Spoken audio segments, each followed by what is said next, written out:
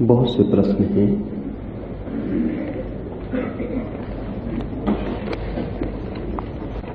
एक मित्र ने पूछा है कि इजिप्ट के पिरामिड के संबंध में आपने कहा कि उनकी सभ्यता संस्कृति ऊंचाई के एक शिखर पर थी, लेकिन उन लोगों ने पिरामिडों के भीतर मनुष्यों के मृत शरीर रखे हैं, ममीज रखी हैं, और उनमें खाना पीना कपड़ा जवाहरात इस तरह का सामान भी रखा है ताकि उनको मरने के बाद की सफर में काम आए। तो ये समझाएं कि जो इतनी ऊंचाई पर पहुंचे हुए सभ्य लोग थे, क्या उन्हें ये भी पता नहीं था कि मरने के बाद ये कुछ भी काम नहीं आता है?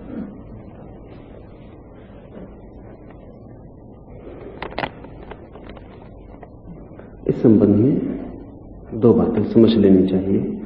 एक तो जब कोई व्यक्ति मर जाता है तो जो हम करते हैं उसका संबंध हमसे है, उस व्यक्ति से नहीं। आपकी मां मर गई या पिता मर गए, ऐसे ही घर के बाहर फेंक दे सकते हैं, दफनाने की कोई भी जरूरत नहीं है। मरघट तक ले जाने का भी कष्ट उठाना फिजूल है, क्योंकि लाश का अब क्या मरघट तक ले जाना, शरीर को ही ले जा रहे हैं ना, आत्मा तो उड़ चुकी है। अब इस शरीर को आप बैंडबाजे से ले जाएं तो पागलपन है, मरघट के जाकर आप इस मरे हुए शरीर पर आंसू गिराएं, पागलपन है।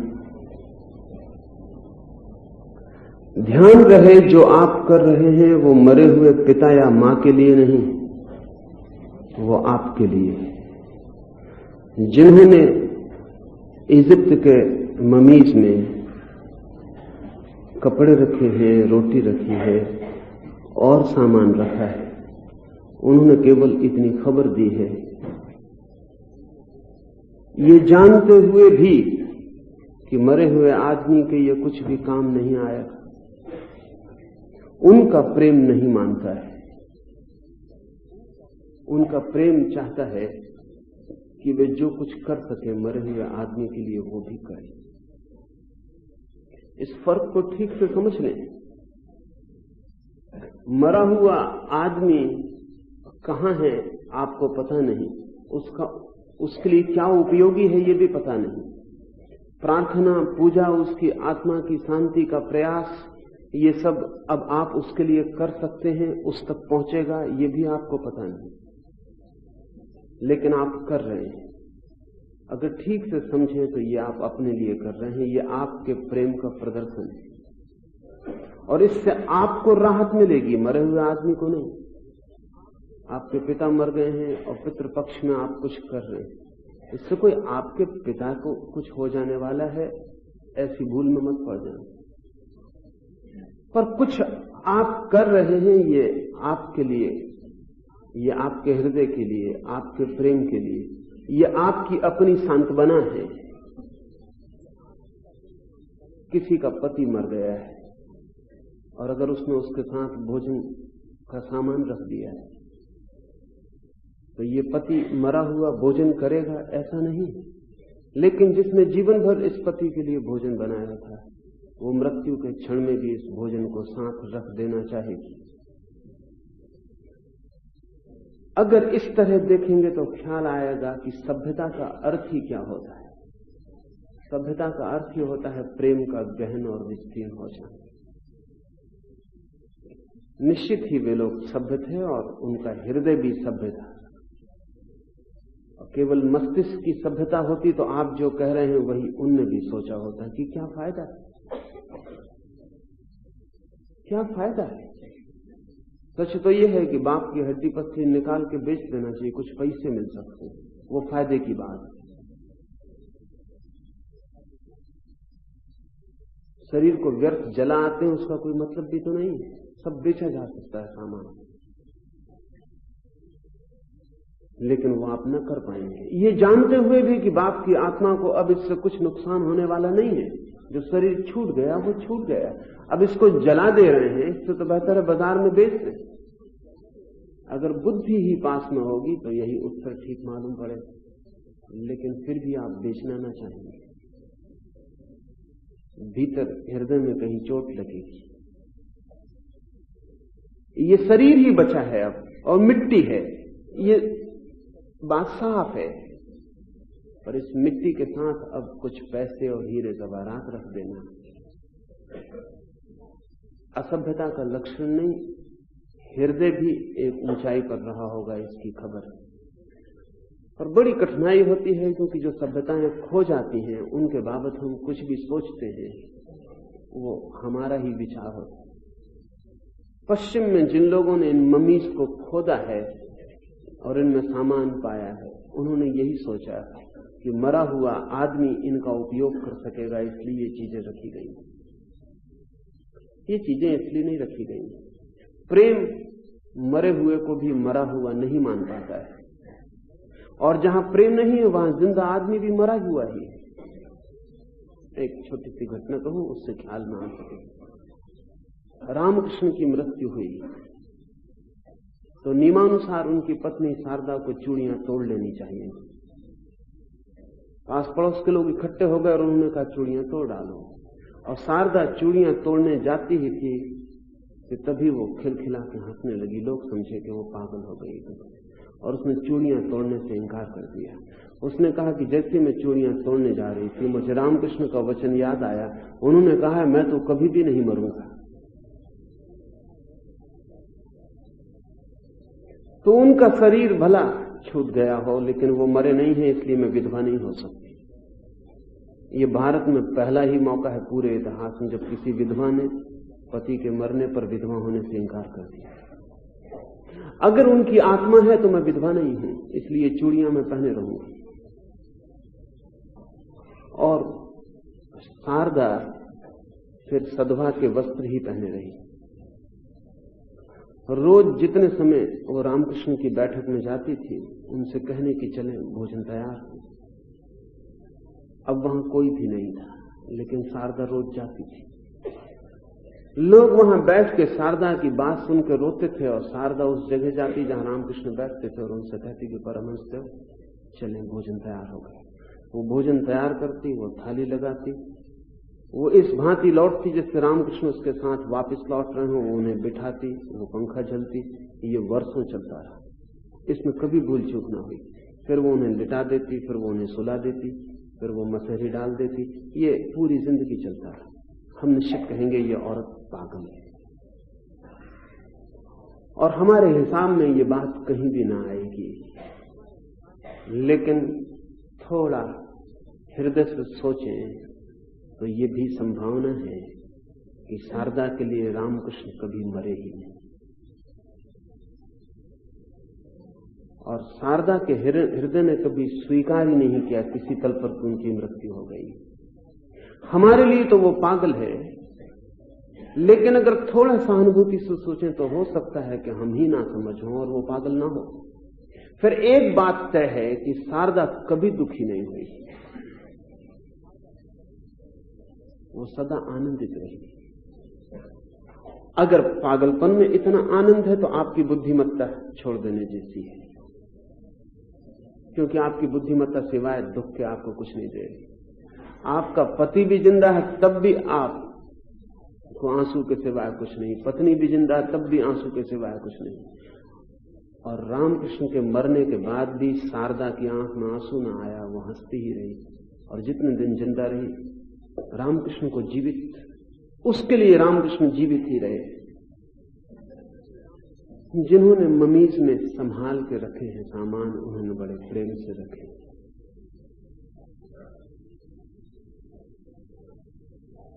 तूतम खानम की समाधि जब पहली दफा तोड़ी गई इजिप्ट में, तो वो है कोई 6000 वर्ष पुरानी लाश। तूतम खानम की समाधि में 3 हिस्से थे, 3 परतें थी। पहली परत पर भी तूतम खानम का चेहरा सोने का और पूरा जैसे लाश वहीं हो और हीरे जवाहरात और सब सामान रखा हुआ था। खोदने पे पता चला कि उसके नीचे फिर ठीक वैसा ही चेहरा सोने का और उतना ही सामान रखा हुआ था, और लाश तो तीसरे तल पर थी। ये धोखा था ऊपर, क्योंकि सोने की वजह से, हीरे जवाहरात की वजह से चोर कब्रों को खोद लेते थे। इसलिए दो धोखे दिए थे ऊपर कि पहली कब्र खोद कर कोई ले जाए तो कोई चिंता नहीं, दूसरी भी कब्र खोद के कोई ले जाए तो भी चिंता नहीं, लेकिन तीसरी कब्र पर कोई चोट न पहुंचे। जिन्होंने मरे हुए तूतनखामुन के लिए इतने प्रेम से ये कब्रें बनाई होंगी, उनके हृदय को समझने की कोशिश करनी चाहिए। मृतक के संबंध में जितने भी संस्कार हैं वे जीवित के प्रेम के सबूत हैं। मृतक के संबंध में उनसे कोई लेना देना नहीं। इसलिए अगर हम बहुत वैज्ञानिक हो जाएं तो फिर मृतक के साथ कुछ भी करने की जरूरत नहीं, बात खत्म हो गई। लेकिन थोड़ा सोचें कि शारदा जैसे होना पसंद करेंगे या एकदम बुद्धि और गणित से चलेंगे। बुद्धि और गणित कितना ही सही हो, आनंद उससे फलित नहीं होता, और हृदय कितना ही गलत हो, वही आनंद का द्वार है। एक दूसरे मित्र ने पूछा है, हम प्रकृति के अनुकूल हैं या प्रतिकूल, ये कैसे जाने? इसे जानने में कठिनाई नहीं होगी। जब आप बीमार होते हैं तो कैसे जानते हैं कि बीमार हैं, और जब आप स्वस्थ होते हैं तो कैसे जानते हैं कि स्वस्थ हैं? क्या उपाय है आपके पास जानने का? जब आप बीमार होते हैं तो पीड़ा में होते हैं, जब आप स्वस्थ होते हैं तो प्रफुल्लित होते हैं। ठीक आत्मिक तल पर भी बीमारी और स्वास्थ्य घटित होते हैं।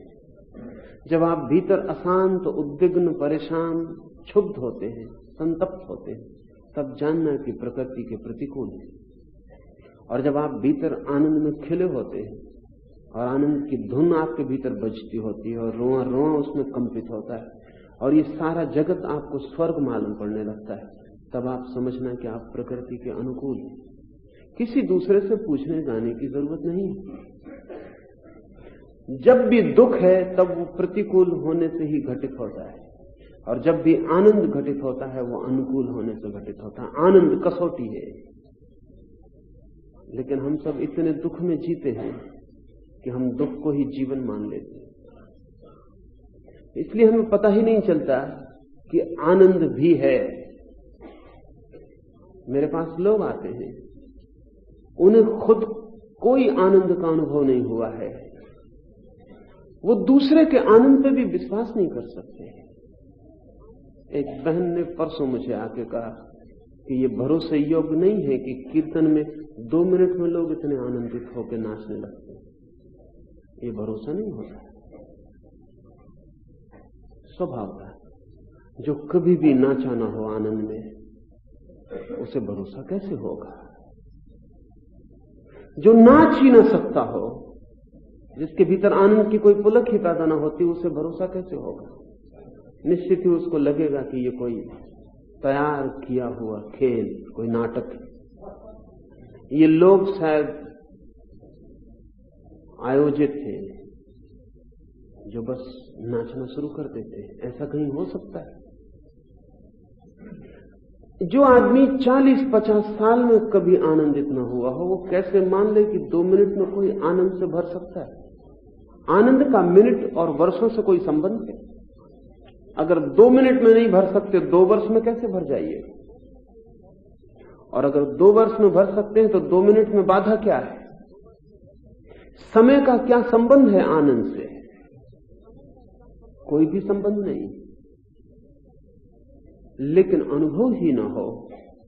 तो मैंने उस बहन को पूछा कि तूने कभी आके कीर्तन करके नाच के देखा? उसने कहा कि नहीं।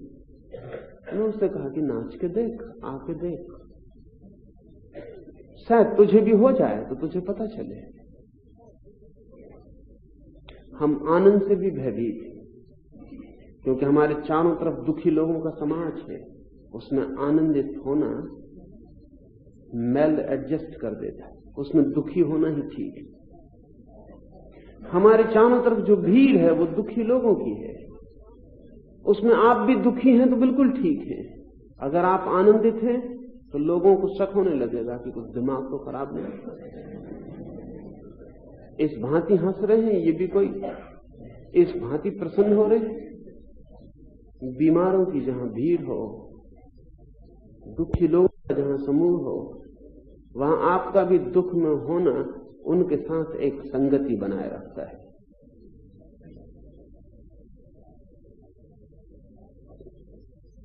इसलिए बच्चों को हम बड़े जल्दी गंभीर करने की कोशिश में लग जाते हैं।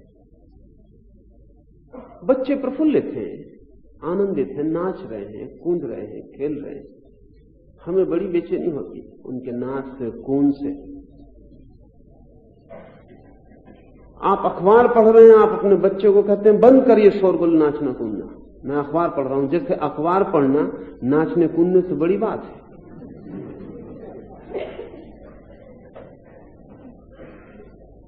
जैसे अखबार पढ़ना कोई ऐसा मामला है जो नाचने कूदने से ज्यादा कीमती है। बच्चे कमजोर हैं, इसलिए आपसे नहीं कह सकते कि बंद करो या अखबार पढ़ना और नाचो कूदो। और जब तक वे ताकतवर होंगे तब तक आप उनको बिगाड़ चुके होंगे, वो भी अखबार पढ़ रहे होंगे और अपने बच्चों को डांटेंगे। सभी मनुष्य प्रकृति के अनुकूल पैदा होते हैं और अधिकतर मनुष्य प्रकृति के प्रतिकूल मरते हैं। हम सभी जन्म से प्रकृति के अनुकूल पैदा होते हैं, लेकिन समाज चारों तरफ का ढांचा हमें मरोड़ के गंभीर बना देता है। और जो आदमी गंभीर नहीं रहता उसको हम बड़े हो जाने पे भी कहते हैं कि तुम अभी बचकाने हो, चाइल्डिश। ये बचकानापन छोड़ो, गंभीर बनो। हम उदास शक्लें चाहते हैं। अगर आप किसी साधु संत के पास जाएं और उसे खिलखिला के हंसते देख लें, आप दोबारा न जाएं। आप गंभीर रुग्ण चेहरे चाहते हैं। महात्मा और हंस रहा, जरूर कोई गड़बड़ है। बुरा आदमी हंस सकता है, भला आदमी हंस नहीं सकता। भले आदमी का नैसर्गिक गुण रोना है। इसलिए आप अपने संतों महात्माओं की शक्लें देखें, रोते हुए लोगों की भीड़, और जो जितना जोर से रो सकता है उतना बड़ा महात्मा। उनके रोए रोए से उदासी टपक रही, संसार के प्रति दुश्मनी टपक रही। उनके चारों तरफ फूल खिले हुए नहीं दिखाई पड़ते, लेकिन तभी आप आश्वस्त होते। इसलिए जो सन्यासी, जो साधु जितना ज्यादा परेशान दिखेगा उतना आपको त्यागी मालूम पड़ता है। नंगा खड़ा हो, धूप में खड़ा हो, भूखा मर रहा हो, उपवास कर रहा हो, शरीर हड्डी हो गया हो, उतना बड़ा आपको मालूम होता है। बड़े अजीब हैं, आपके मन में कहीं ना कहीं कोई दुखी लोगों को देखने में कुछ मजा आता है। इसलिए आप ख्याल करें, अगर महात्मा झोपड़े में रहता हो तो आप उसके आसानी से पैर पड़ सकते हैं। महात्मा महल में रहता हो, अड़चन की बात है। क्यों? महात्मा अगर स्वस्थ मालूम पड़ता हो तो आपको लगेगा कि कुछ गड़बड़। गृहस्थ जैसा स्वस्थ मालूम पड़ रहा है, उसे हड्डी हड्डी होना चाहिए, तब आपको लगेगा कि कोई त्याग है।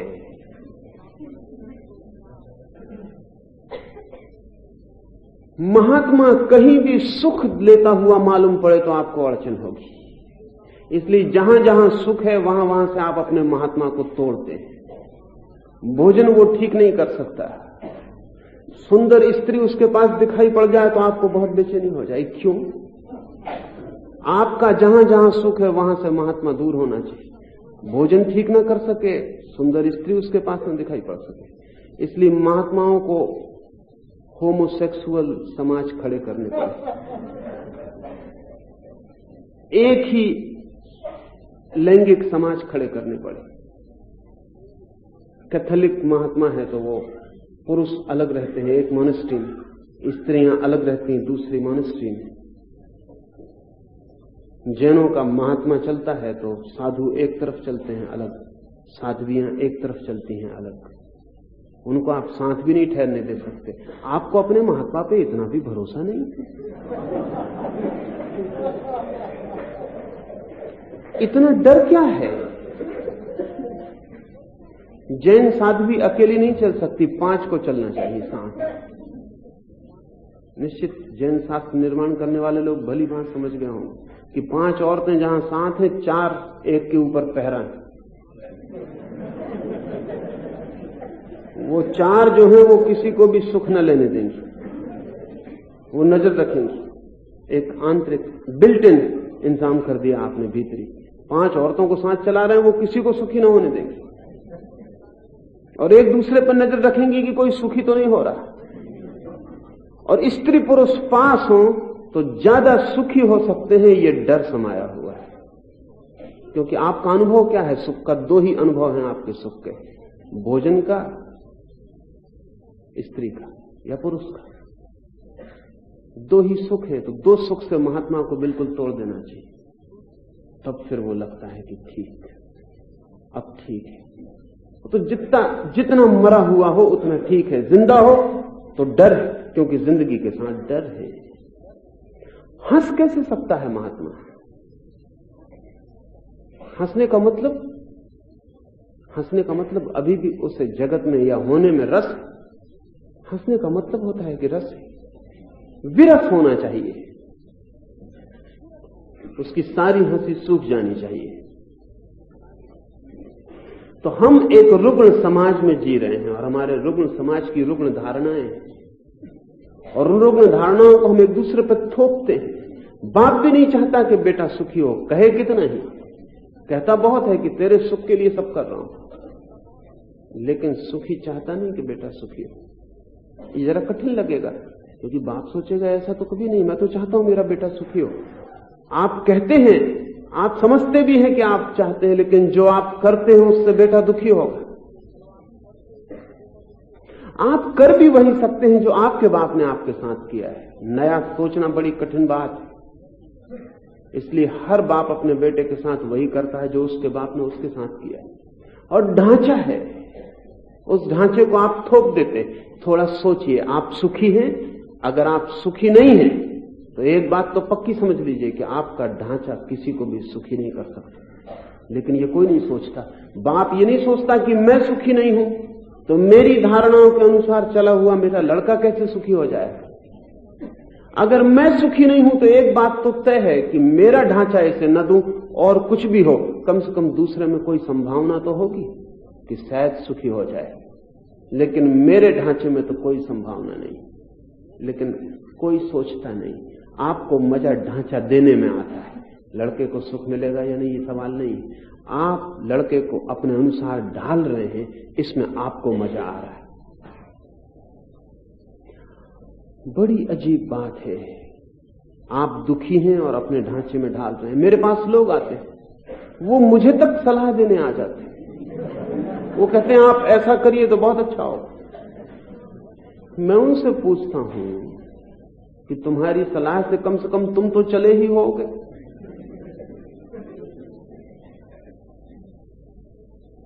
और अगर तुम्हारे जीवन में आनंद आ गया हो तो ही मुझे सलाह दो। वो कहते नहीं, हमारे जीवन में तो कुछ नहीं आया, उसके लिए तो हम आपके पास आए हुए हैं।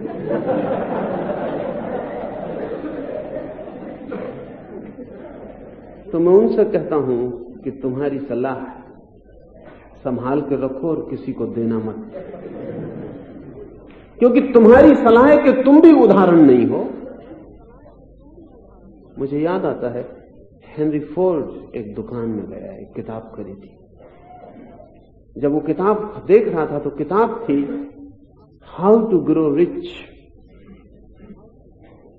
कैसे अमीर हो जाएं। हेनरी फोर्ड तो अमीर हो चुका था, फिर भी उसने सोचा कि शायद कोई और बातें इसमें हों।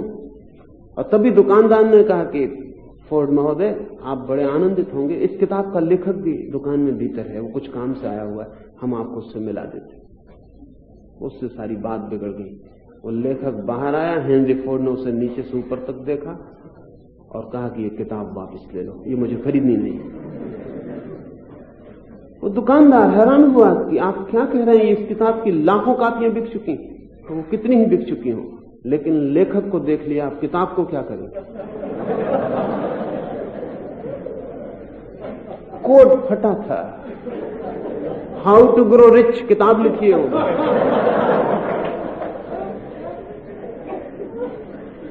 हेनरी फोर्ड ने पूछा कि अपनी ही कार से आए हो कि बस में आए हो? लेखक ने कहा आया तो बस में ही हूं। तो हेनरी फोर्ड ने कहा कि मैं फोर्ड हूं और कभी कार की जरूरत पड़े तो मेरे पास आना, सस्ते में निपटा दूंगा, लेकिन अभी ये किताबें मत लिखो, क्योंकि जिस सलाह से तुम नहीं कुछ पा सके उससे कोई और क्या पा सकेगा।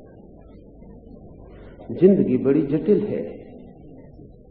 अगर आपको न मिला हो आनंद तो अपने बेटे को अपना ढांचा मत देना। अगर आपको न मिला हो आनंद तो अपनी सलाह किसी को मत देना, वो जहर है। उसी सलाह के आप परिणाम हैं। दूसरों ने आपके साथ जाति की कि आपको ढांचा दे दिया, अब आप दूसरों के साथ जाति मत करना तो उनको अपना ढांचा दे दो। इसलिए हमें पता नहीं चलता कि क्या है प्रकृति की अनुकूलता, क्योंकि प्रतिकूलता में ही हम बड़े होते हैं। मनुष्य का सारा संस्थान प्रतिकूल है। इसलिए लाओस से कहता है कि निसर्ग के जितने अनुकूल हो सके उतने अनुकूल हो जाना। क्यों हो गया है प्रतिकूल आखिर? इसको हम थोड़ा समझ लें। इसका पूरा शास्त्र है कि आखिर क्या कारण है कि आदमी प्रतिकूल हो गया है। कारण है हर व्यक्ति अनुकूल पैदा होता है, प्रकृति से ही पैदा होता है, इसलिए अनुकूल होगा ही। लेकिन हम किसी व्यक्ति को उसकी निसर्गता में स्वीकार नहीं करते, हम उस पर आदर्श ढालते हैं। हम लोगों से कहते हैं कि महावीर बन जाओ, बुद्ध बन जाओ, कुछ न बने तो कम से कम विवेकानंद बन जाओ। लेकिन आपको पता है कि महावीर दोबारा पैदा नहीं होते। अभी 2500 साल में तो नहीं पैदा हुए, हालांकि कई लोगों ने समझाया है अपने बेटों को कि महावीर बन जाओ। कोई आदमी इस जमीन पर दोबारा पैदा हुआ है ऐसी आपको खबर है? कोई राम, कोई कृष्ण, कोई बुद्ध, कोई कभी दोबारा पैदा हुआ है? हर आदमी अनूठा पैदा होता है और हम आदर्श देते हैं उसको कुछ होने के कि तू ये हो जा। कठिनाई है मां बाप की, क्योंकि उनको भी पता नहीं कि घर में जो पैदा हुआ है वो क्या हो सकता है। किसी को भी पता नहीं। अभी तो वो जो पैदा हुआ है उसको भी पता नहीं कि वो क्या हो सकता है। सारा जीवन अज्ञात में विकास है। तो मां बाप की बेचैनी ये है कि कोई ढांचा क्या दे। वो तो जो पहले लोग हो चुके हैं चमकदार, उनका ढांचा देते हैं कि तुम ऐसे हो जाओ। वो ढांचा फांसी बन जाता है और वो ढांचा ही प्रकृति के प्रतिकूल ले जाने का कारण हो जाता है। फिर हम ढांचे में ढाल के व्यक्तियों को खड़ा कर देते हैं। वो फंसे हुए लोग हैं जिनके चारों तरफ लोहे की जंजीरें सख्त, उनमें से निकलना मुश्किल है। जब तक मनुष्यता ये स्वीकार न कर ले कि प्रत्येक व्यक्ति अनूठा है और किसी की कॉपी न है और न हो सकता है। दो व्यक्ति समान नहीं है, हो भी नहीं सकते, होना भी नहीं चाहिए। अगर आप कोशिश करके राम हो भी जाएं तो आप एक बेहुदा दृश्य होंगे और कुछ भी नहीं। राम का होना तो एक बात है, आपका होना सिर्फ नकल होगा, झूठे होंगे आप। सच्चे राम होने का कोई उपाय नहीं। कारण, क्योंकि सच्चे राम होने के लिए बड़ी कठिनाई है। कठिनाई क्या है? ये नहीं कि राम होना बड़ा कठिन, राम बिना कोशिश किए हो गए इसलिए बहुत कठिन तो मालूम नहीं होता, या कि बुद्ध होना बहुत कठिन है, बुद्ध बिना कोशिश किए हो गए, कोई बहुत कठिन नहीं है। कठिनाई दूसरी है। एक एक व्यक्ति इतिहास, समय और स्थान के ऐसे अनूठे बिंदु पर पैदा होता है, उस बिंदु को दोबारा नहीं दोहराया जा सकता है। वो बिंदु एक दफा आ चुका और अब कभी नहीं आएगा। इसलिए कोई आदमी दोहर नहीं सकता। इसलिए सब आदर्श खतरनाक है। फिर हम किसी व्यक्ति को स्वीकार नहीं करते। हम सबका अहंकार है भीतर, वो सिर्फ अपने को स्वीकार करता है और अपने अनुसार सबको चलाना चाहता है। इस दुनिया में सबसे खतरनाक और अपराधी लोग वे ही हैं जो अपने अनुसार सारी दुनिया को चलाना चाहते हैं। इनसे महान अपराधी खोजने कठिन है, भला आप उनको महात्मा कहते हो, आपके कहने से कोई फर्क नहीं पड़ता। जब भी मैं कोशिश करता हूं कि किसी को मेरे अनुसार चलाऊं, तभी मैं उसकी हत्या कर रहा हूं। मेरे अहंकार को तृप्ति मिल सकती है कि मेरे अनुसार इतने लोग चलते हैं, लेकिन मैं उन लोगों को मिटा रहा हूं। इसलिए वास्तविक धार्मिक गुरु आपको आपके निसर्ग की दिशा बताता है, आपको अपने अनुसार नहीं चलाना चाहता। आपको कहता है कि आप अपने अनुसार ही हो जाएं, और इस होने के लिए जो भी त्यागना पड़े और जो भी मुसीबत झेलनी पड़े वो झेल लें, क्योंकि सब मुसीबतें छोटी हैं अगर उस आनंद का पता मिल जाए जो स्वयं के अनुसार होने से मिलता है। सब मुसीबतें छोटी हैं, उसकी कोई कीमत नहीं, सब मुसीबतें आसान हैं। और आप दूसरे के अनुसार बनने की कोशिश करते रहें तो आप दुखी और दुखी और दुखी होते चले जाएंगे। कभी आपको आनंद की कोई झलक न मिलेगी। आनंद की झलक का मतलब ही है कि मेरी प्रकृति और विराट की प्रकृति के बीच कोई तालमेल खड़ा हो गया, कोई हार्मनी आ गई। अब दोनों एक लय में बद्ध होकर नाच रहे हैं। मेरा हृदय विराट के हृदय के साथ लयबद्ध हो गया, मेरा सुर और विराट का स्वर मिल गया। अब दोनों में जरा भी फासला नहीं है। तो मुझे अपने ही अनुसार, अपने ही जैसा होना चाहिए। इसके लिए कोई मुझे सहायता नहीं देगा, सब इसमें बाधा डालेंगे, क्योंकि सब चाहेंगे कि उनके अनुसार हो जाऊं। माँ बाप चाहते हैं, फिर स्कूल में शिक्षक हैं वो चाहते हैं, फिर नेता हैं, फिर महात्मा हैं, फिर पोप हैं, शंकराचार्य हैं, वो चाहते हैं कि मेरे अनुसार हो जाओ। इस दुनिया में आपको चारों तरफ जैसे बहुत से गिद्ध आप पे टूट पड़े हों, वो सब आपको अपना भोजन बनाना चाहते हैं। इसमें आप भूल ही जाते हैं कि आप सिर्फ अपने जैसे होने को पैदा हुए थे। पर एक बात तो पक्की है कि आप दुखी होते रहते हैं। उस दुख को ही पहचानें। अगर आप दुखी हैं तो समझ लें कि ये पक्की है बात, आप निसर्ग के प्रतिकूल चल रहे हैं। दुख काफी सबूत है। और जब आप दुखी होते हैं तो पता है आप क्या करते हैं? आप जब दुखी होते हैं तब आप वही भूल दोहराते हैं जिसके कारण आप दुखी हैं। तब आप किसी से पूछने जाते हैं कि कोई रास्ता बताइए जिस पे मैं चलूं और मेरा दुख मिट जाए। वो आपको रास्ता बताएगा कोई ना कोई। वो रास्ता उसका होगा, और हो सकता है उस पे चलने से उस आदमी का दुख भी मिट गया हो, मगर वो रास्ता उसका होगा। और दूसरे का रास्ता आपका रास्ता नहीं हो सकता। आपको अपना रास्ता खोजना पड़ेगा। आप दूसरों के रास्तों से परिचित हो लें, इससे सहयोग मिल सकता है। आप दूसरे के रास्तों को पहचान लें, इससे अपने रास्ते की खोज में सहारा मिल सकता है। लेकिन किसी दूसरे के रास्ते पर अंधे की तरह चले अगर आप, तो आपको अपना रास्ता कभी भी नहीं मिलेगा। कितने लोग महावीर के पीछे चले हैं और एक भी महावीर नहीं हो सका, और कितने लोग बुद्ध के पीछे चले हैं और एक भी बुद्ध नहीं हो सका। क्या कारण? इतना अपव्यय हुआ है शक्ति का। कारण क्या है? कारण एक, आपका रास्ता किसी दूसरे का रास्ता नहीं, और किसी दूसरे का रास्ता आपका रास्ता नहीं। आत्माएं अद्वितीय हैं और हर आत्मा का अपना रास्ता है। तो क्या करें? अपने दुख को समझें, अपने दुख के कारण को खोजें कि मेरे दुख का कारण क्या है।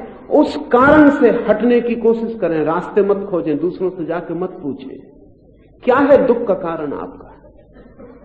मेरे पास न मालूम कितने लोग आते हैं, उनका दुख का कारण इतना साफ है कि हैरानी होती है कि उनको दिखाई क्यों नहीं पड़ता। ऐसा लगता है कि वो देखने नहीं चाहते, और अगर उन्हें कोई रास्ता भी बताया जाए तो उस रास्ते पे चल के भी वो दुख का कारण तो साथ ही ले जाते। अधिक लोगों के दुख का कारण अहंकार है। इतना साफ है लेकिन वो दिखाई नहीं पड़ता। मेरे पास लोग आते हैं, उनको मैं कहता हूं कि ये अहंकार ही दुख दे रहा है। वो कहते हैं छूटने का कोई रास्ता बताइए। उनको कोई रास्ता बता दो, वो उस रास्ते पे चलेंगे, मगर वो जो बीमारी थी उसको साथ ही ले आएंगे। मैं उनको कहता हूं चलो एक सन्यास में छलांग लगा लो, वो सन्यास में भी छलांग लगा लेते हैं, लेकिन तब सन्यासी का अहंकार उनको पकड़ लेता है। तब वो मानते हैं कि जिन्होंने सन्यास नहीं लिया वो उनसे छोटे, और जिन्होंने ले लिया वो कुछ बड़ी ऊंचाई पर पहुंच गए। वो गैर सन्यासी को ऐसा देखते हैं जैसा कि सहानुभूति से किसी दुखी पीड़ित आदमी को देखा जाता है कि ठीक है, भटको जब तक भटकना है, हम पहुंच गए। ये उनकी बीमारी थी, इससे छोड़ने को कहा था एक छलांग लगा लो, ये बीमारी वो साथ ले आए। फिर 10-50 सन्यासी इकट्ठे हो जाते हैं तो छोटे बड़े का सवाल शुरू हो जाता है, फिर उनमें कलह शुरू हो जाती, फिर पॉलिटिक्स शुरू हो जाती, फिर वो दल बना लेते हैं, फिर एक दूसरे की काटपीट शुरू कर देते हैं। उन्होंने एक संसार बना लिया अल्टरनेटिव, छोटा सा। 100 आदमी के भीतर सारी राजनीति आ जाती है, जो दिल्ली में चलती हो, वाशिंगटन में चलती हो, कोई फर्क नहीं पड़ता।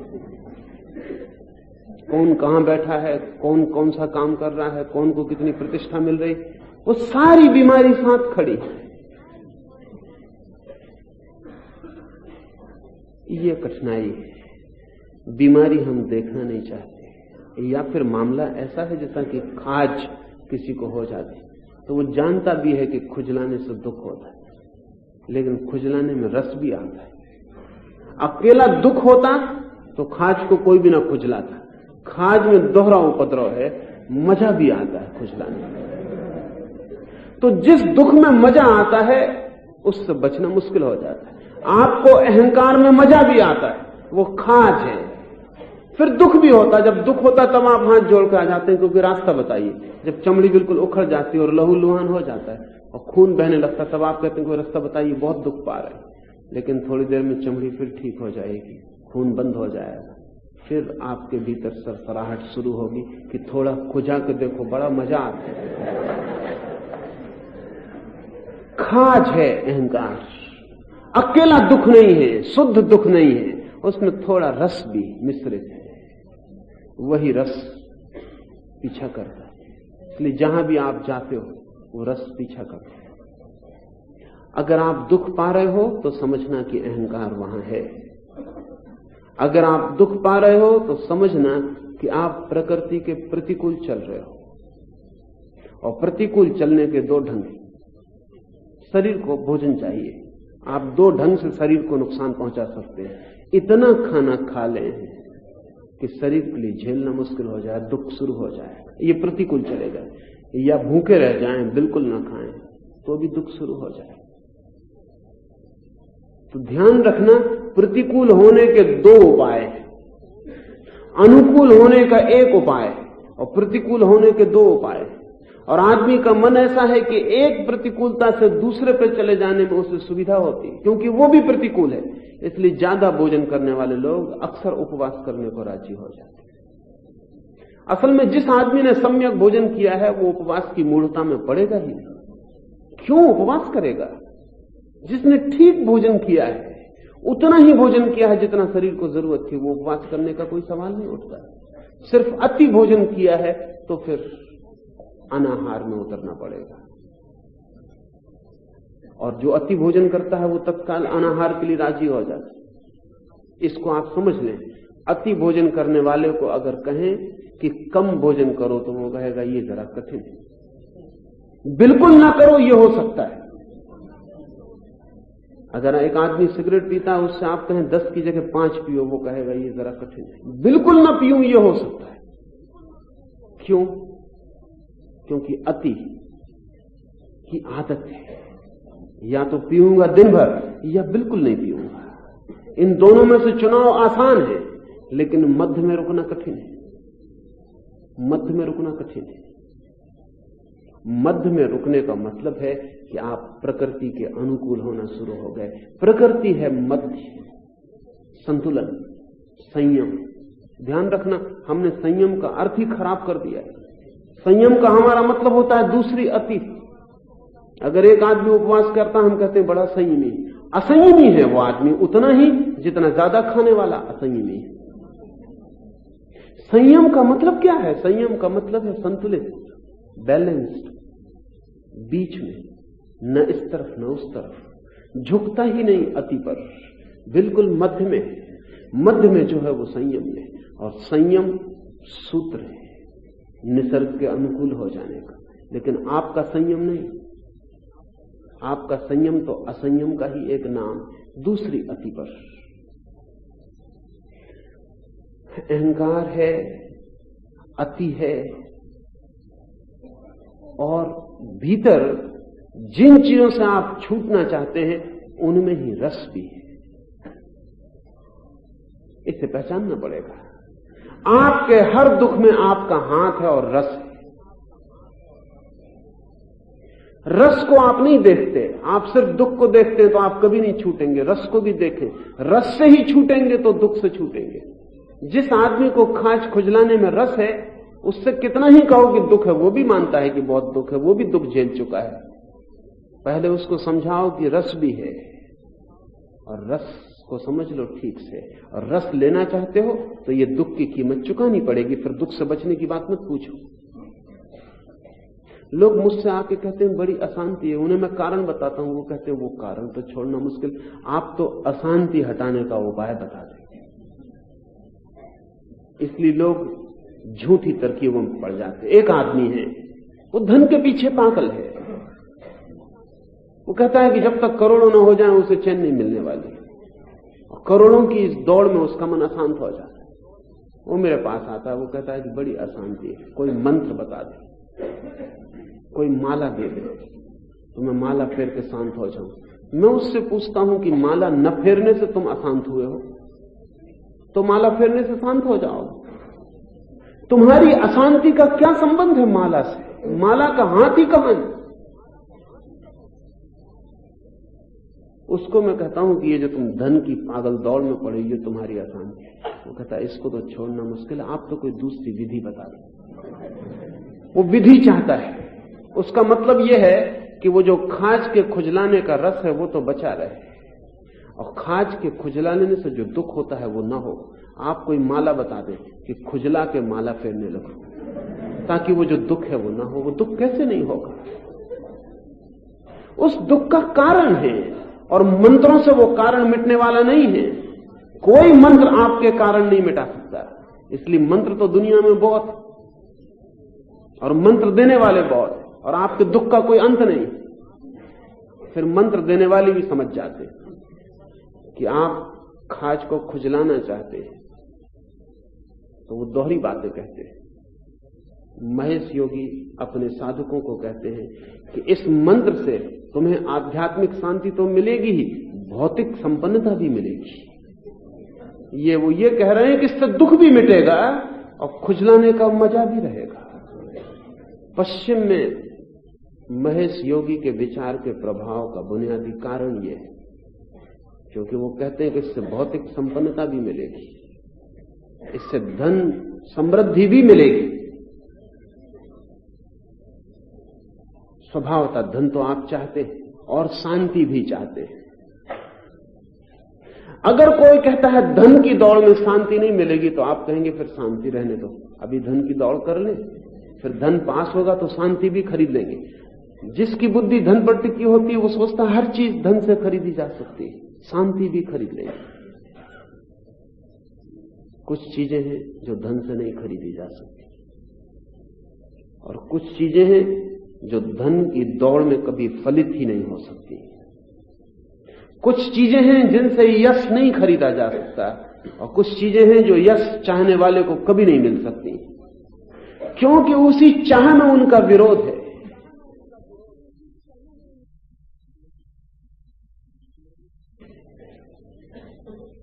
एक मेरे मित्र थे, एक राज्य के मंत्री थे, अब फिर मंत्री हो गए।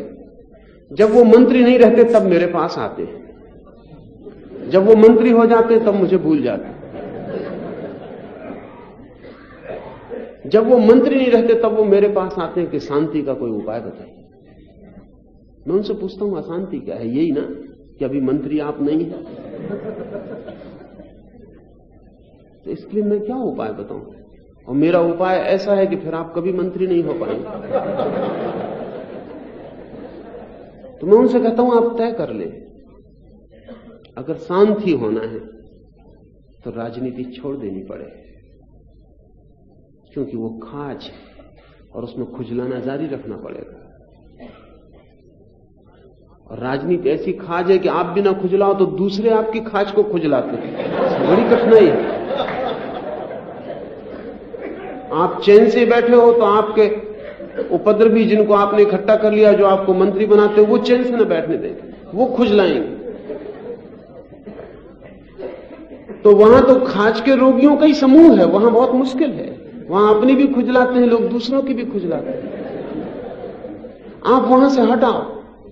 वो कहते हैं आप बात तो ठीक कहते हैं और मैं हटना भी चाहता हूं। जब वो नहीं होते तब वो कहते हैं हटना भी चाहता हूं, मगर अभी जरा मुश्किल है, उलझाओ। तो फिर मैं उनसे कहता हूं अशांति रहो। फिर क्यों? हमारी बेईमानी क्या है? अशांति से जो मिलता है वो भी हम लेना चाहते हैं और अशांति भी नहीं लेना चाहते। इस जगत में इसका कोई उपाय नहीं है। आदमी को सीधा साफ होना चाहिए। अगर राजनीति का रस लेना है तो अशांति होगी, उसको मजे से झेलो, उसे समझो कि वो हिस्सा है। लेकिन बुद्ध की शांति देख के वो भी महत्वाकांक्षा मन में जगती है कि बुद्ध जैसी शांति भी हो जाए। मगर बुद्ध किसी राज्य के मंत्री होने की कोशिश नहीं कर रहे थे, इसका ख्याल नहीं आता, बल्कि राज्य था हाथ में, उससे हट गए थे। तो बुद्ध की शांति आकर्षित करती है, मंत्री का बंगला आकर्षित करता है। मन विरोधी वासनाओं से भर जाता है और तब हम चाहते हैं दोनों बात एक साथ हो जाएं। वो दोनों बातें एक साथ नहीं हो पाती। जिस व्यक्ति को निसर्ग के अनुकूल चलना है उसे ये ठीक से समझ लेना चाहिए कि प्रतिकूल क्यों चल रहा है। एक मित्र ने पूछा है कि अगर हम प्रकृति के अनुकूल चलने लगे तो समाज का क्या होगा? आप पर समाज टिका हुआ है, ठहरा हुआ है। नाहक हर आदमी सोचता है कि वही संभाले हुए है इस जगत को। कोई पंडित जवाहरलाल नेहरू से लोग नहीं पूछते कि आपके बाद क्या होगा। आप भी अपने मन में सोचते रहते हैं मेरे बाद क्या होगा। कुछ भी नहीं होगा, लोग बड़े मजे में होंगे, कोई कहीं तकलीफ नहीं हो जाने वाली। आपकी जगह खाली हो इसके लिए कई लोग तैयार हैं जल्दी में कि आप प्रकृति के अनुकूल हो जाएंगे तो समाज का क्या होगा? क्या होगा समाज का? कम से कम एक समाज का टुकड़ा अच्छा हो जाएगा तो समाज थोड़ा अच्छा होगा। नहीं, आपको समाज की फिक्र नहीं है। आपको पता नहीं कि आप जो पूछ रहे हैं उसका मतलब क्या है। आप असल में ये पूछ रहे हैं कि अगर मैं प्रकृति का अनुकूल होने लगूं तो जिन बीमार समाज से मेरे संबंध हैं और जहां मैं अभी जमा हुआ हूं वहां मैं उखड़ जाऊंगा। समाज का क्या होगा ये सवाल नहीं, आपका क्या होगा। आप उखड़े हुए अनुभव करेंगे। अगर आप दौड़ नहीं रहे हैं दौड़ने वालों में तो आप रास्ते के किनारे हटा दिए जाएंगे। दौड़ने वाले तो बड़े मजे में दौड़ेंगे, जगह थोड़ी ज्यादा हो जाएगी, आपके स्थान बचेगा, उनको कोई तकलीफ न होगी। आप दिक्कत में पड़ते हैं, आपको लगता है मैं हटा दिया जाऊंगा। अगर मैं खड़ा हुआ नहीं दौड़ा तो लोग रास्ते के किनारे कर देंगे, हट जाओ, नहीं दौड़ना है तो बीच में मत आओ, जो दौड़ रहे हैं उनको दौड़ने दो। उससे मन में दुख होता है कि रास्ते से हट जाऊंगा। रस तो उसी रास्ते में बना है कि आगे कहीं कोई यश का इंद्रधनुष दिखाई पड़ रहा है, वो हाथ में मुट्ठी बना लूंगा। दौड़े जा रहे हैं लोग, लगता है सारी दुनिया दौड़ रही है। अगर हम न दौड़े, कहीं सबको मिल गया आनंद और हम बच गए तो क्या होगा। ये दौड़ने वालों की शक्लें देखें, उनमें से किसी को आनंद मिलने वाला नहीं है, मिला नहीं है, मिलने की कोई आशा भी नहीं है। दौड़े जा रहे हैं क्योंकि बाकी भीड़ भी दौड़ रही है और इसमें खड़ा होना मुश्किल है। खड़ा होगा जो, वो मेल एडजस्ट हो जाएगा। इसलिए कठिनाई समाज का क्या होगा ये नहीं, आपकी कठिनाई का आपका क्या होगा। तो आप अपने लिए निर्णय कर लें, अभी आपको क्या हो रहा है। अभी आप कौन से स्वर्ग में हैं। एक मजे की बात है, आदमी कभी नहीं सोचता कि वो क्या है अभी और आपका क्या खो जाएगा। आपके पास कुछ हो तो खो सकता है, आपके पास कुछ है ही नहीं। आप नाहक ही उस नंगे आदमी की तरह हैं जो रात भर जागा हुआ है कि कोई कपड़े न चुरा के ले जाए। कपड़े उनके पास हैं ही नहीं, मगर चोर से डरे हुए कि कोई चुरा के। आपके पास क्या है जो खो जाएगा? और जो आपके पास है वो खोने ही वाला है, उसको आप बचा नहीं पाएंगे, क्योंकि जो भी आपके पास है वो बाहर का है। मकान है, धन है, वो सब खो जाएगा, मौत उसे छीन लेगी। वो खोया ही हुआ है। भीतर क्या है आपके पास जो मौत में भी आपके साथ बच रहेगा? एक कसौटी ख्याल रखनी चाहिए कि मौत में मेरे साथ क्या बच रहेगा। जिन मित्र ने पूछा है कि पिरामिड की ममीज में मुर्दों के पास हीरे जवाहरात, रोटी, खाने का सामान रख दिया है, वो उनके साथ तो जाएगा नहीं। आपने अपने चारों तरफ क्या इकट्ठा किया है, वो आपके साथ जाएगा, मुर्दों के साथ नहीं जाएगा। छोड़ दीजिए, आपके साथ जाएगा। आपने क्या इकट्ठा किया है अपने चारों तरफ? नहीं आपसे कह रहा हूं कि उसे छोड़ दें, सिर्फ यही कह रहा हूं कि आप ये समझ लें कि वो आपके साथ जाने वाला नहीं है। उसकी भी तलाश कर लें जो साथ जा सकता हो। और अगर ऐसी हालत हो कि साथ जो जा सकता हो और जो साथ नहीं जा सकता, उसके कुछ छोड़ने से उसकी उपलब्धि होती हो, तो सौदा कर लेने जैसा है, सौदा छोड़ देने जैसा नहीं है। लेकिन भय बड़े अजीब है और आपको पता ही नहीं कि जो आप कर रहे हैं वो आप कर रहे हैं या दूसरे आपसे करवा रहे हैं। आपका पड़ोसी एक कार खरीद के आ जाता है, कल तक आपको इस कार को खरीदने का कोई ख्याल नहीं, अब ये पड़ोसी कार खरीद लाया, अब आपको भी ये कार खरीदनी है। क्यों? कार की शायद जरूरत नहीं थी कि नहीं तो कल भी आप सोचते कि खरीदनी है, लेकिन पड़ोसी ले आए। अब पड़ोसी से अहंकार की टक्कर, और हो सकता है पड़ोसी किसी और अपने दफ्तर में किसी आदमी की कार देख के झंझट में पड़ा हो। अब आप ये कार लेके रहेंगे, इसके लिए आप शांति खो सकते हैं, स्वास्थ्य खो सकते हैं, नींद खो सकते हैं, प्रेम खो सकते हैं, सब खो सकते हैं। ये कार चाहिए, और कार पाके आपको क्या मिलेगा? जो आपने खो दिया है उसे दोबारा पाना मुश्किल हो जाएगा, और जो आपने पा लिया है वो कुछ भी नहीं। पड़ोसी के सामने अकड़, लेकिन पड़ोसी भी मिट जाने वाला और आप भी मिट जाने वाले। ये कारें खड़ी रह जाएंगी और आप खो जाएंगे, और जो आपने इनके लिए खोया था उसे लौटाना मुश्किल होता चला जाएगा। बहुत आश्चर्य की बात आदमी के साथ यही है कि उसे ठीक ठीक ये भी पता नहीं कि वो जो कर रहा है वो खुद कर रहा है या दूसरे उससे करवा रहे हैं। चारों तरफ की भीड़ आपसे करवा रही है। जो कपड़े आप पहने हुए वो किसी ने आपको पहना दिए, जिस मकान में आप रह रहे हैं वो किसी ने आपको लिवा दिया, जो आप वाणी बोल रहे हैं वो किसी ने आपको सिखा दी। आप बिल्कुल उधार हैं। ये जो उधार व्यक्तित्व है ये आपकी आत्मा नहीं है। लाओस से निसर्ग के अनुकूल होने का यही प्रयोजन है उसका कि आप अपनी आत्मा की तलाश कर लें, अपने स्वभाव की तलाश कर लें, आप उसकी फिक्र में लग जाएं जो आपका है। एक मित्र ने पूछा है कि लाओस से कहता है कि हम निसर्ग के अनुकूल हो जाएं तो हम पशु जैसे ना हो जाएंगे। अभी आप क्या हैं? पशु जैसे नहीं। क्या है जो पशु से आप में भिन्न?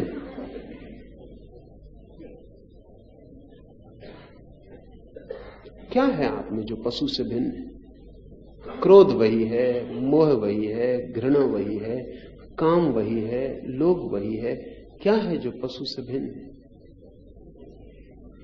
एक बात है कि पशुओं के पास कारें नहीं है, बंगले नहीं है, तिजोरी नहीं है, बैंक बैलेंस नहीं, ये आपके पास ज्यादा है।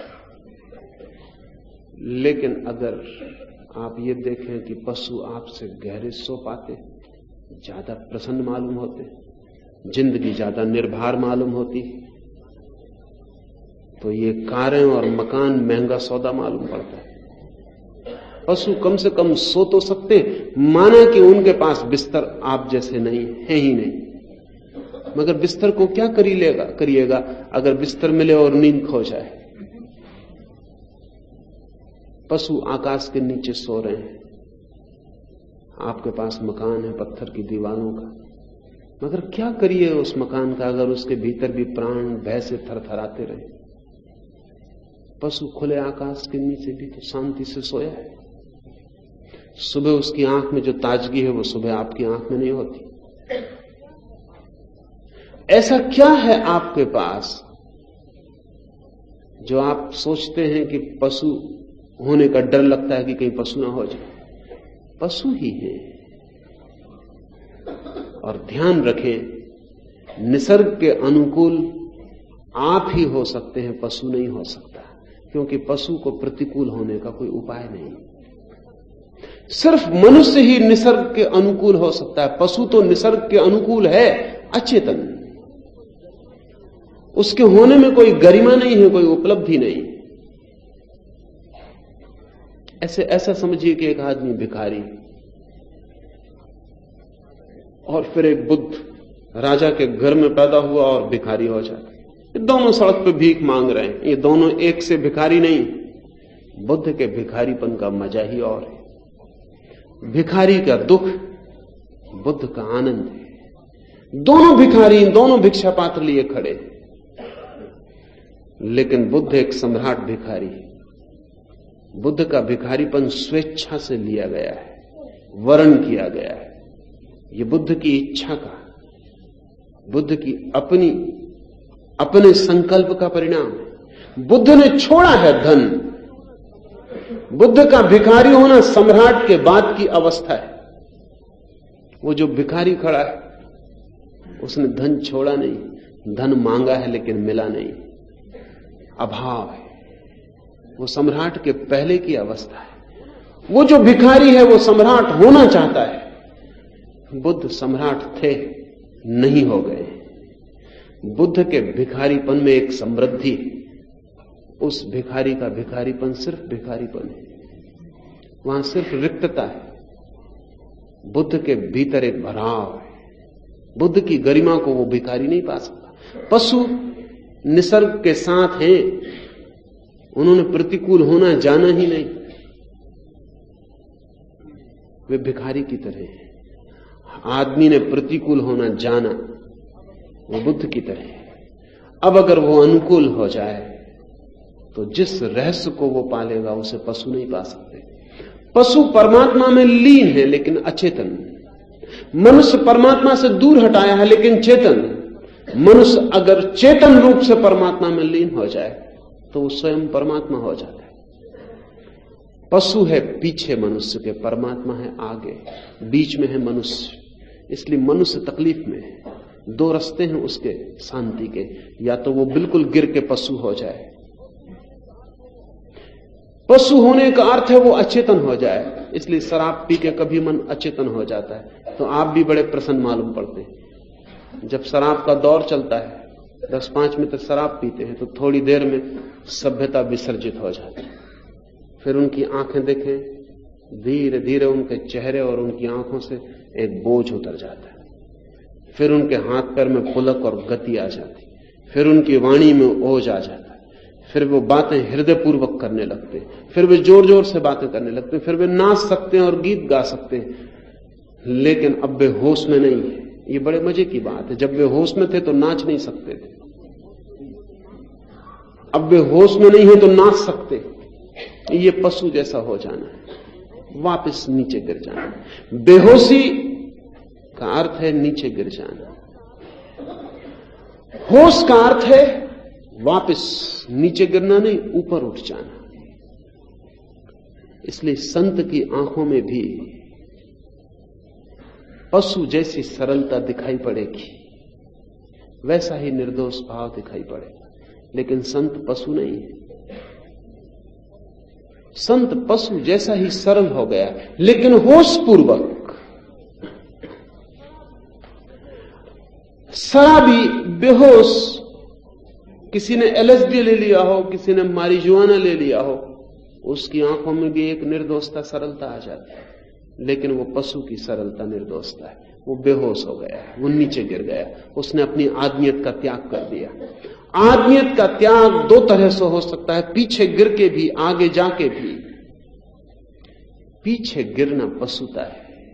लाओस से पीछे गिरने को नहीं कह रहा है, लाओस से आगे जाने को कह रहा है।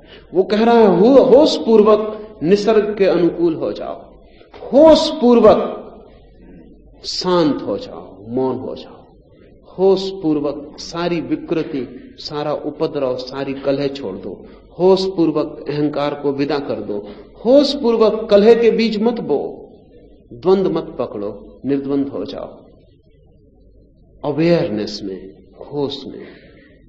तो निश्चित ही लाओस से पशु जैसा ही लगेगा। और लाओस से कोई गाय के पास बिठा देंगे कि दोनों की आंखों में फर्क करना मुश्किल हो जाए, उतना ही शांत होगा। लेकिन गाय को उसका पता नहीं जिसका लाओस से को पता है। लाओस से जान रहा है अब इस निसर्ग में डूबने का जो रस, इसे पी रहा है। तो जिन मित्र ने पूछा है कि कहीं निसर्ग में के साथ एक होने से मनुष्य पशु जैसा तो नहीं हो जाएगा, वो ध्यान रखें, मनुष्य पशु जैसा हो सकता है, उपाय है बेहोश होना। जितना बेहोश आदमी होता है उतना पशु जैसा होता है। इसलिए जो काम आप बेहोशी में करते हैं वे पशु जैसे होते हैं, और जो काम आप होश में कर ही नहीं सकते उनको मत करना, क्योंकि उस वक्त आप पशु हो जाते हैं। और जिन कामों को आप बेहोशी में ही कर सकते हैं उनको भी होश में करने की कोशिश करना, तो आप पाएंगे आप उनको कर ही नहीं सकते।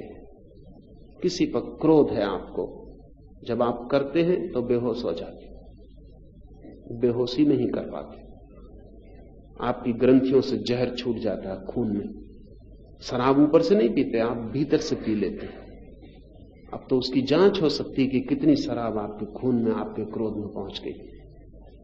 आपकी ग्रंथियां हैं जो पॉइजन इकट्ठा करती जरूरत के लिए, क्योंकि क्रोध बिना बेहोशी के नहीं हो सकेगा। जब क्रोध का क्षण होता है तत्काल आपका चेहरा लाल हो जाता है, आंखें सुर्खी से भर जाती, हाथ पैर कस जाते हैं, दांत बंधने लगते, खून जहर से भर गया। अभी आपका जहर नापा जा सकता है कि कितना जहर आपके भीतर है। इस जहर के प्रभाव में आप किसी की गर्दन दबा देते, किसी का सिर खोल देते। घड़ी भर बाद जब जहर चुक गया और ऊर्जा क्रोध में बाहर जाके खो गई, तब आप पछताते और कहते हैं ये मैंने कैसे किया, ये तो मैं कभी करना नहीं चाहता था, ये मुझसे हो कैसे गया। तब आप सोचते हैं, ऐसा लगता है कि जैसे किसी भूत प्रेत ने मुझे पजेस कर लिया हो। किसी ने आपको पजेस नहीं किया था, आप बेहोश हो गए थे, और ग्रंथि जो जहर छोड़ रही उनमें आप डूब गए थे। आपको लगता है ये मैंने नहीं किया, और एक लिहाज से ठीक लगता है, क्योंकि आप थे ही नहीं, आप बेहोश थे। क्रोध को होश पूर्वक करें, पूरे होश से भर के करें, और आप पाएंगे कि क्रोध नहीं कर सकते।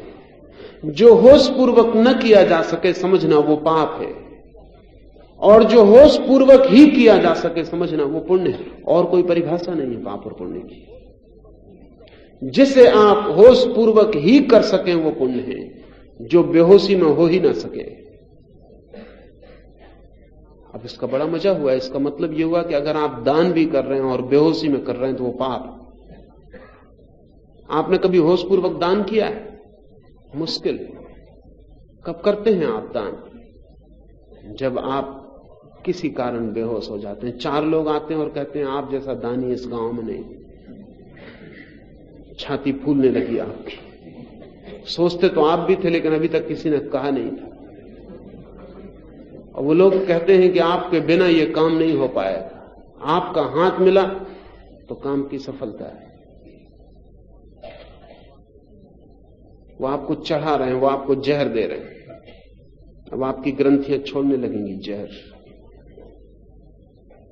आप दान कर जाएंगे इन बातचीत में, इस प्रभाव में, इस प्रशंसा में, इस दंभ में। पीछे पछताएंगे जैसा क्रोध में पछताते, लेकिन फिर कुछ करने का उपाय नहीं। रात भर सो नहीं पाएंगे कि लाख रुपया दे दिया, किस क्षण में फंस गए। लेकिन कल अखबार में नाम छपे, फोटो छपे, तो थोड़ी राहत मिलेगी कि कोई बात नहीं, मकान पर पत्थर लग जाए, आपका नाम लग जाए, राहत मिलेगी, कोई हर्जा नहीं, कोई धोखा नहीं हुआ, ठीक है। लेकिन दान भी आप अगर बेहोशी में करते हैं, कोई आपसे करवा लेता है, जैसे कोई आपसे क्रोध करवा लेता है, तो समझना कि पाप है। और क्रोध भी अगर आप होश में करते हैं, कोई करवाता नहीं, आप पूरे होश पूर्वक करते हैं, तो समझना कि पुण्य। क्योंकि जो क्रोध होश पूर्वक किया जाए उससे कभी अहित किसी का नहीं होगा, वो हित के लिए ही हो सकता है। और जो दान बेहोशी में किया जाए उससे आपका भी अहित हो रहा है, दूसरे का भी अहित हो रहा है। वो जो दूसरे आपसे दान ले गए वो सोचते हैं खूब बुद्धू बनाया, वो यही सोचते जाते हैं। आप कुछ मत और मत सोचना कि वो कुछ और सोचते जाते हैं। उनकी तो छोड़ दें, रास्ते पे एक भिखारी आपसे 4 आने निकलवा लेता है, वो भी हंसता है पीठ पीछे की, ठीक। जिससे नहीं निकलवा लेता उसको मानता है कि आदमी मजबूत है।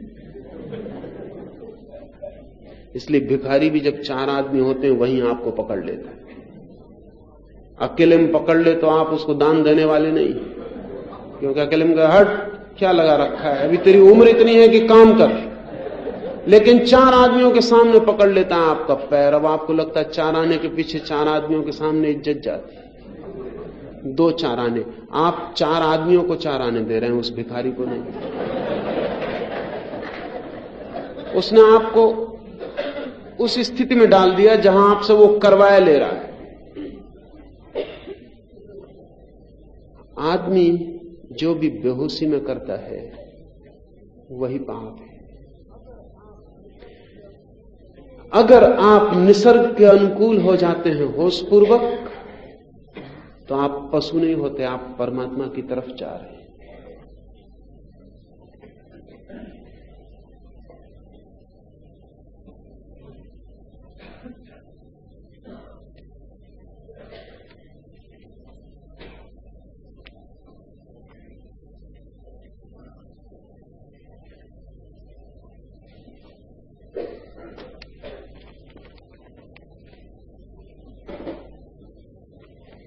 दो तीन छोटे छोटे प्रश्न और। एक मित्र ने पूछा है कि आपने कुपुत्र के बारे में बताया कि उसको अनुभवों में से गुजरने देना चाहिए तो वो खुद सीख जाएगा, लेकिन अनुभव लेने के बाद भी वो वही पसंद करता है। कोई अपने कुपुत्र के संबंध में पूछ ले, चाहे कितना ही दुख झेलना पड़े, चाहे मौत भी क्यों ना आ जाए, फिर भी वो वही करता है। बार बार ठोकर खा के भी वही दोहराता। उसका क्या उपाय किया जाए, उसको सुधारने का क्या तरीका है? आप न सुधार पाएंगे, जिसको जिंदगी नहीं सुधार पा रही, मौत नहीं सुधार पा रही, उसको आप क्या सुधार पाएंगे? अगर आपकी बात सच है कि बार बार दुख पाके भी वो वही करता है, मौत भी आ जाए तो भी वही करता है और सुधरता नहीं, तो आप हाथ अलग कर लें, आपसे नहीं सुधर पाएगा। आप मौत से ज्यादा मजबूत नहीं हो सकते। और जो दुख से नहीं सीख पा रहा है वो आपसे क्या सीख पाएगा? कुपुत्र मत कहिए उसको, आपको कोई जड़ भरत मिल गया है।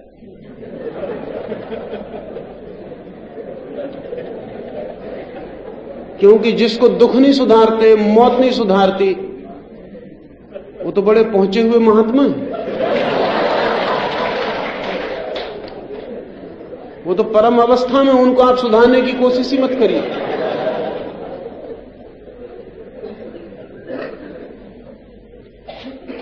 और आप सुधारने को इतने उत्सुक क्यों हैं? अपने को ही सुधार लेना काफी है,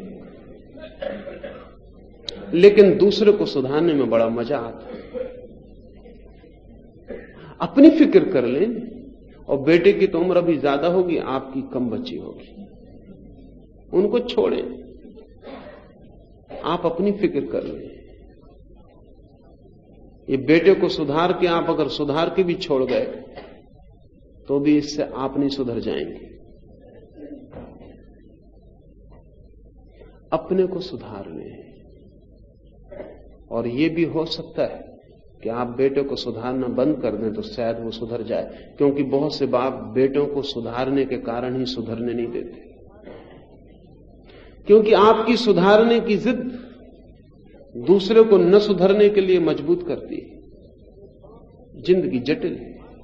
जब एक बाप कोशिश में लगा रहता है कि सुधार कर रहूंगा, तो बेटा भी कहता है कि ठीक है, अब देखें कौन जीतता है, तुम सुधारते हो कि हम ऐसे हैं वैसे बने रहते। अक्सर तो बेटे बाप से जिद में पड़ जाते हैं और अहंकारी बाप अहंकारी बेटे पैदा करता है। यह भी अहंकार है कि मैं सुधार के रहूंगा। यह अहंकार आपका ही बेटा है, ख्याल रखना, आपके ही ढंग का होगा। आप कहते हैं मैं सुधार करूंगा, वो कहता है कि ठीक है, तो देख लेंगे कौन मुझे सुधारता है। हो सकता है आपके सुधारने की वजह से इतने दुख झेल रहा हो फिर भी ना सुधर रहा हो। कृपा करके उससे कहें कि क्षमा कर, तू जान तेरा काम जान। अब हम अपने को सुधारने में लगते हैं तो उसको शायद बुद्धि आए कि अब बात ही खत्म हो गई, अब वो जिद का कारण ही ना रहा। ध्यान रखें, दुनिया में कोई किसी को सुधार नहीं सकता। सुधारना इतना आसान मामला नहीं है। और जिन लोगों ने लोगों को सुधारा है वे ही लोग थे जिन्होंने सुधारने की कोशिश नहीं की। उनके पास सुधरना हो जाता है। अगर आपका बेटा आपके पास रह के नहीं सुधरता तो आप समझना कि बात समाप्त हो गई, अब और कुछ किया नहीं जा सकता।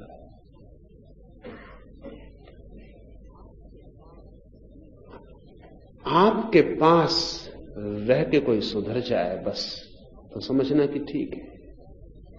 अपने को बदलें कि आपके पास एक हवा पैदा हो जाए कि आपका बेटा या आपकी बेटी या आपके मित्र या आपका परिवार उस हवा को छुए।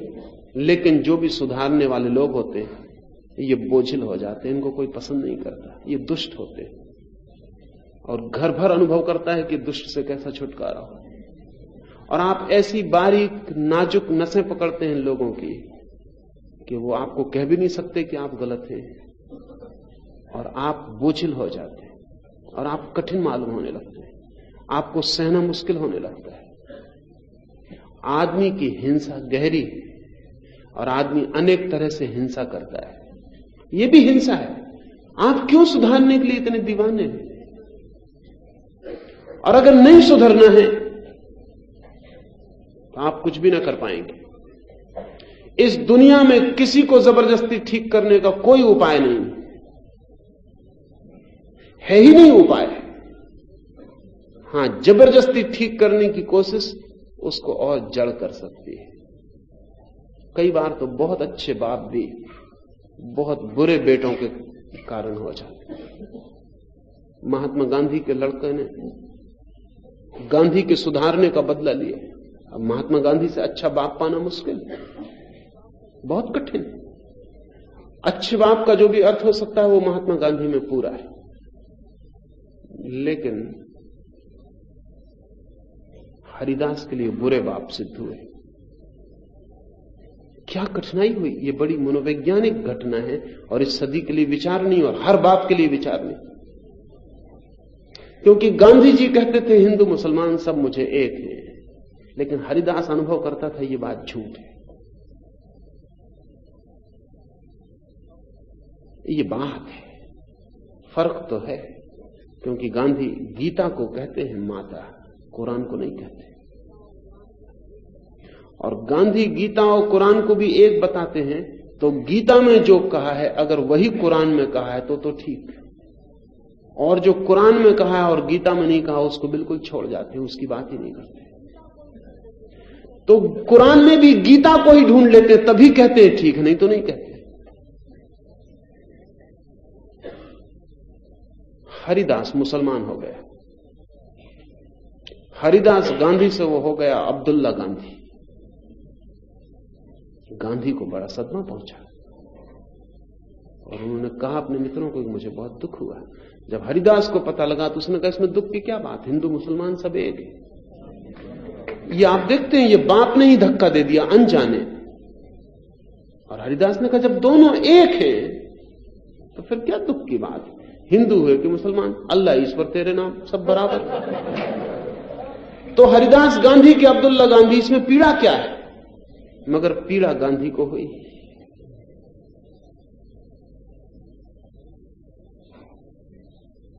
गांधी स्वतंत्रता की बात करते हैं, लेकिन अपने बेटों पर बहुत सख्त थे और सब तरह की परतंत्रता बना रखी थी। तो जो जो चीजें गांधी ने रोकी थी वो हरिदास ने की। मांस खाया, शराब पी, वो किया। क्योंकि अगर स्वतंत्रता है तो फिर इसका मतलब क्या होता है स्वतंत्रता का? ये मत करो, ये मत करो, ये मत करो, और स्वतंत्रता है। तो ये तो बात वैसी होगी जिसे हेनरी फोर्ड कहा करता था। हेनरी फोर्ड के पास पहले काले रंग की ही गाड़ियां थी, कारें थी, और कोई नहीं थी। पर वो अपने ग्राहकों से कहता था, you can choose any colour provided it is black. कोई भी रंग चुनो, काला होना चाहिए बस। क्या मतलब हुआ? स्वतंत्रता है पूरी और सब तरह की परतंत्रता नियम की बांधी। इतने बजे उठो और इतने बजे सो और इतने वक्त प्रार्थना करो और इतने वक्त, और ये खाओ और ये मत पियो, सब तरफ से जाल कस दिया और स्वतंत्रता है पूरी। तो हरिदास ने जो जो गांधी ने रोका था वो किया। अगर कहीं कोई अदालत है तो उसमें हरिदास अकेला नहीं फंसेगा। कैसे अकेला फंसेगा? क्योंकि उसमें जिम्मेदार गांधी भी है, बाप भी है। ध्यान रखना, अगर बेटा आपका फंसा तो आप बच ना सकोगे। इतना ही कर लो कि बेटे ही अकेला फंसे, तुम बच जाओ तो भी बहुत। हटा लो हाथ अपने दूर और बेटे को कह दो जो तुझे लगे, जो तुझे ठीक लगे। अगर तुझे दुख भोगना ही ठीक लगता है तो ठीक है, दुख भोग। अगर तुझे पीड़ा ही उठाना तेरा चुनाव है तो तुझे स्वतंत्रता है, तू पीड़ा ही उठा। हमें पीड़ा होगी तुझे पीड़ा में देखकर, लेकिन वो हमारी तकलीफों से तुझे क्या लेना देना है? वो हमारा मोह है, उसका फल हम भोगेंगे, उससे तेरा कोई संबंध नहीं है। अगर मुझे दुख होता है कि मेरा बेटा शराब पीता है तो ये मेरा मोह है कि मैं उसे मेरा बेटा मानता हूं, इसलिए दुख पाता हूं। इसमें उसका क्या कसूर है? मेरा बेटा जेल चला जाता तो मुझे दुख होता है क्योंकि मेरे बेटे के जेल जाने से मेरे अहंकार को चोट लगती, लेकिन ये मेरा कसूर है, इसमें उसका क्या कसूर है? उससे कह दें कि हम दुखी होंगे, हो लेंगे, वो हमारी भूल है, वो हमारा मोह है, लेकिन तू स्वतंत्र है। और आप अपने को बदलने में लगे हैं। जिस दिन आप बदलेंगे उस दिन आपका बेटा ही नहीं, दूसरों के बेटे भी आपके पास